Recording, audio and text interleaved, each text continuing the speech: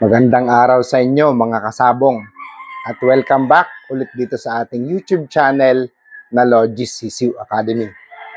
Before anything else, hiyain ko muna kayong magkape. It's really early in the morning and medyo busy tayo. Pasensya na kayo ng mga nakaraang araw dahil talagang daming order sa atin. Kailangan natin mag-ship, kailangan natin mamili ng manok, and talagang maulan pa dito sa farm, so talagang napakahirap. And we really have to do our commitment para sa mga buyers na nagtitiwala sa atin, kaya we did our best. So ngayon lang ulit tayo nakapag-vlog, So kung maririnig nyo sa background ko, it's 6 a.m. in the morning, nagsisipagtilaukan yung mga manok natin. So this is what I love the most pag nakatira sa farm. Maaga ko nakikita mga manok ko, nasi-check ko lahat ng areas ng farm, breeding, incubation, itlog, lahat. So, kumbaga, talagang natututukan. This is the thing about, I love about being a breeder. And kasama ko pang family ko dito sa farm. So, talagang, for me, this is the life I wanted ever since. And this is a dream come true for me. So, anyway, pag-usapan natin sa video episode na to ang importance ng isang bloodline, importance o kahalaga ng isang bloodline o linyada, kasi matagal na itong panahon na ito, mula pa nung mga Amerikano, talagang tinututukan na natin ang linyada or genetics, this has a relationship with genetic science. So, usapang linyada tayo sa ngayon. Now, ano ba yung bloodline o linyada na tinatawag? So, para sa akin, opinion ko lang naman to, research and some ideas that I was able to observe.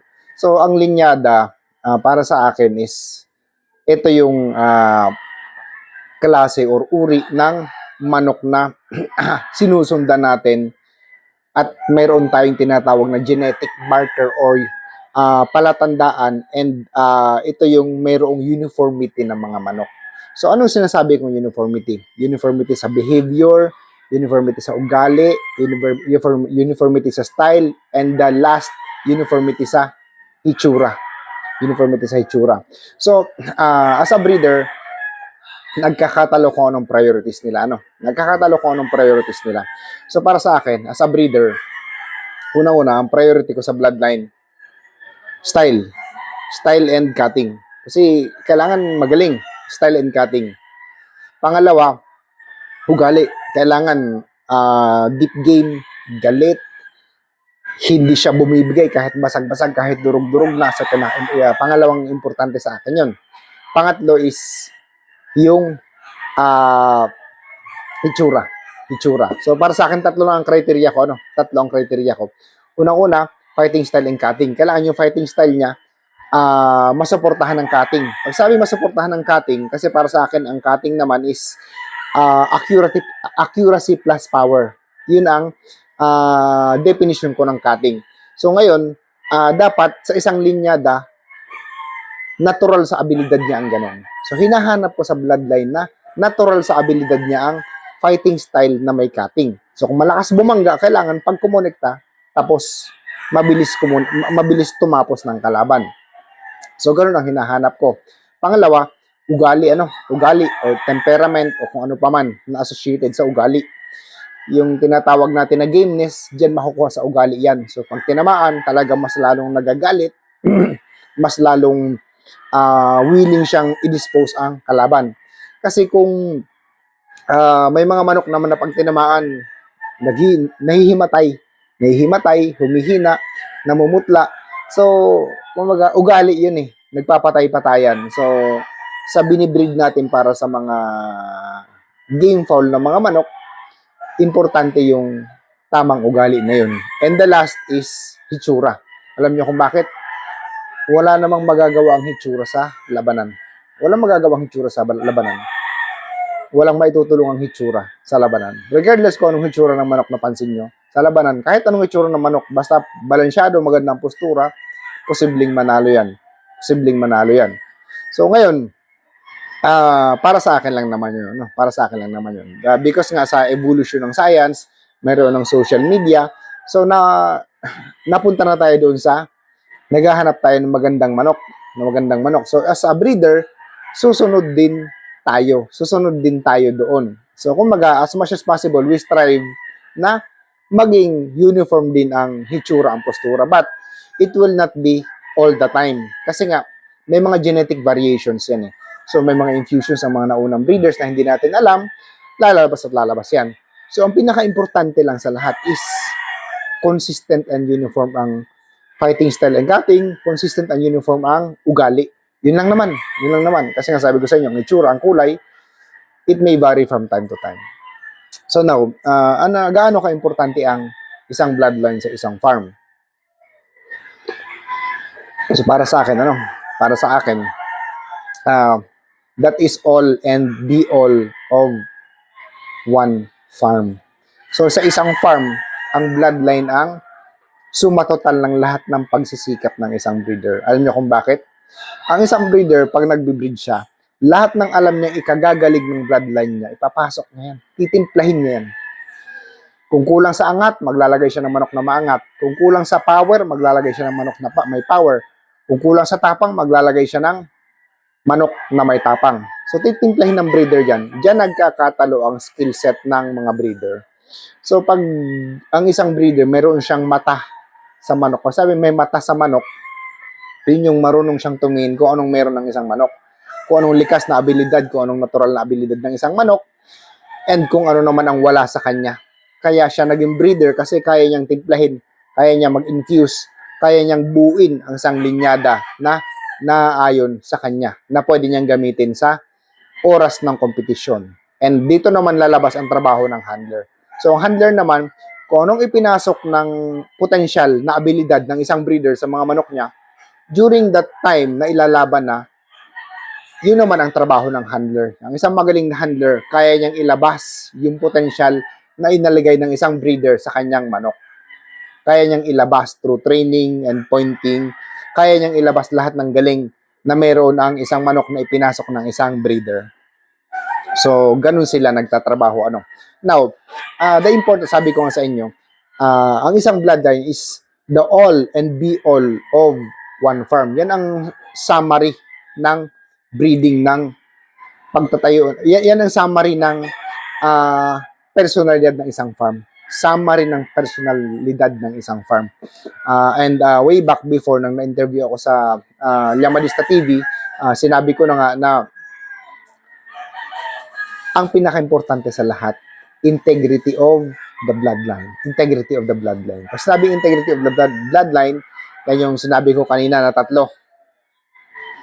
Fighting style and cutting, ugali, and physical na hitsura. Yung tatlong yan para sa akin. So, sa isang bloodline, para masabi natin siyang bloodline, kailangan na ipapasa niya ang galing niya sa mga anak niya. Kailangan na ipapasa niya. So, ako naman, pag nag-breed ako, kung ano yung gustong-gusto kong fighting style, kung nasaan yung tatlong hinahanap ko na criteria na nabanggit natin, siya ang gagamitin ko sa male side or sa lalaki. Siya ang gagamitin ko. Kasi para sa akin, na-observe ko, along the way, habang nagbe-breed ako, napansin ko kung anong lalaking gagamitin mo, namamana ang anak. So, subukan nyo. Namamana ng anak. Subukan nyo, gumamit kayo ng pure na hatch na lalaki. Ang babae, yellow-legged na pure na sweater o pure na roundhead, pure na kelso. Ang labas niyan, 99% ng babae, dark legs, namana sa tatay. And dito naman, subukan nyo. Gumamit kayo ng low station na broodcock at high station na babae. Pag anak niyan, lamang na lamang yung low station or medium station dahil namana sa tatay. Subukan nyo. So, yun ang na-find out ko. Now, anyway, sabi ko nga, ang isang bloodline para matawag na bloodline, kailangan na ipapamana niya yung karakter niya sa mga anak niya. So, ganun ako nagko-cross, ganun ako nag-infuse, ganun ako nagla-line breed, ganun ako gumagawa ng family. Kasi, sa panahon ngayon sa modern cockfighting na talagang mabibilis ang manok, matutulis ang tari, ang gagaan ng tari. So kailangan natin mag-evolve, kailangan natin magdagdag ng speed, kailangan natin magdagdag ng flight and everything na kailangan ng isang manok para matulungan natin sa oras ng laban. So yun nga sinasabi ko bilang breeder So nasa skill set ng isang breeder. Ngayon naman, pag hindi kayang ipamana ng isang broodcock ang galing niya, or ng isang manok, or ng linyada ng isang manok, ang galing niya sa ibang linyada na pinasukan mo, ibig lang sabihin, ang linyadang yun hindi prepotent, hindi siya malalim ang pagkaka-inbred, hindi malalim ang constitution ng bloodline na sabog ang labas. So, para sa akin, sa isang farm, yung bloodline mo, kailangan alam mo kung saan siya i-breed, i-mate, na pag binreed mo yun, lumalabas yung galing, lumalabas yung abilidad na hinahanap mo doon sa ipinasok mong linyada or sa pinasukan mong linyada. So, ganun lang naman yung summary ng bloodline para sa akin. Ganun lang naman ang summary ng bloodline para sa akin. So, that's the reason maraming mga breeders na yung mga old-time breeders na talagang na-maintain nila ang linyada. Because they know their line, they know the character of their bloodline, they know the physical appearance, they know how to preserve them, they know how to maintain them, sa iba-ibang klase ng breeding program. Now, minsan may mga linyada tayo na may bloodline tayo na parang magaling, nananalo, pero nagde-deteriorate na, ganyan na lang ang paa. So, anong gagawin natin? Kaya naman masyado na sakitin dahil inbred na sila, ang hirap ng buhayin. So, para sa akin, huwag kayong matakot. Mag-infuse kayo ng ibang linyada na alam nyo makakatulong, na consistent doon sa mga manok nyo. So, normally, mga Amerikano, pag nagbe-breed sila ng tapang, ang ginagamit nila either hatch or hatch gray. Doon sila kumukuha ng tapang. Pero yun nga, yung mga lumang manok na ganyan, malalapad, malalaki ang buto, medium station. So, kumbaga yung first generation, second, medyo hindi pa gaano maganda. Pero yung pag ilang beses mo binalik sa bloodline mo, na-improve mo na sila, na-reinvigorate mo, nandun na yung cutting, yung fighting style na hinahanap mo ulit from the original. So, I think, yun na yun. Nakuha mo na kung ano yung gusto mong i-achieve sa pag-revive ng line. Kasi dito naman, let me give you an example sa Bruce Barnett sweater natin. Sa Bruce Barnett sweater, sabi ko nga, nag-infuse ako. Hindi ko i-deny yan. Alam niyo kung bakit? Kailangan ko mag-improve. Kasi, kung hindi ko siya i-improve, kung anong dumating sa akin na linyada, hindi ko in-improve, magde-deteriorate yan. And that is one of the greatest insult sa original na breeder. Alam niyo kung bakit? Ibinigay sa iyo yung treasured possession niya. Ibinigay sa iyo yung pinaghirapan niya ng ilang taon. Hinawakan mo lang, hindi mo in-improve, wala kang napuntahan until mag-deteriorate sa iyo ng tuluyan. So what happens? Ibig sabihin, you are not a skillful breeder. You don't do anything. Diba? So parang sa parable of talents, babawiin yan, mawawala yan. So, parang sa akin, ganun, Kaya ako, yung imagination ko laging gumagana. Kaya dito, morning, pagka-harvest ko ng brood stags, ililinya ko ang magkakaparehong marking magkakapatid. Pag 7 months, bibitaw ko. Titingnan ko ang consistency kagad ng ugali sa kapalo. So, ganun ako mag-assess ng bloodline, So, anyway, infusion or improvement ng bloodline. So, huwag kayong matatakot.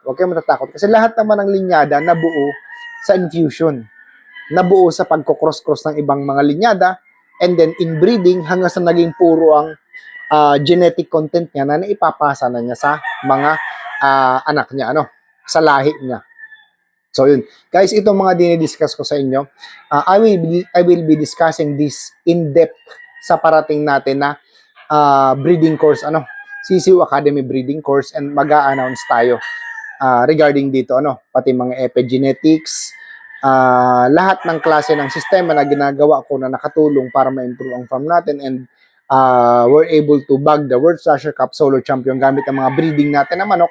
I-discuss ko po sa inyong lahat doon sa breeding course natin. So, kumbaga, ito yung modern way of breeding na alam ko, and I will be sharing it to all of you. So anyway, ganun po kaimportante para sa akin ang bloodline. Ano? If hindi mo kayang i-improve, then that is a waste.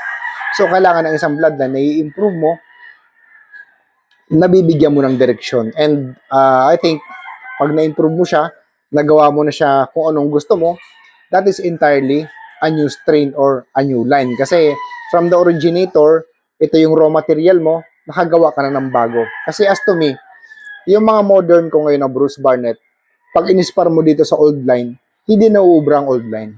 Hindi nauubra ang old line. Ang old line, they have the raw talent. Pero yung bagong develop na bloodline, ito yung modern that will be suited for today's level of competition and breeding. Kaya ina-assess ko siya lagi kasi kumbaga wala namang kwenta ang infusion, wala namang kwenta ang upgrading kung tinatalo ng old line mo ang new line. 'Di ba? So it doesn't make sense. So kailangan ang nagagawa nating new line or upgraded version yung kayang talunin or much better, much improved version dun sa old line.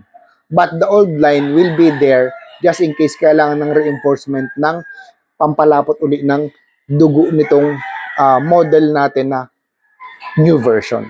So para sa akin, ganun po yung simple way of explanation ko ng breeding system na ginagawa ko with regards sa bloodline. So yun lang po, maraming salamat sa inyong lahat. Basta makusulit ito ng Team Logis.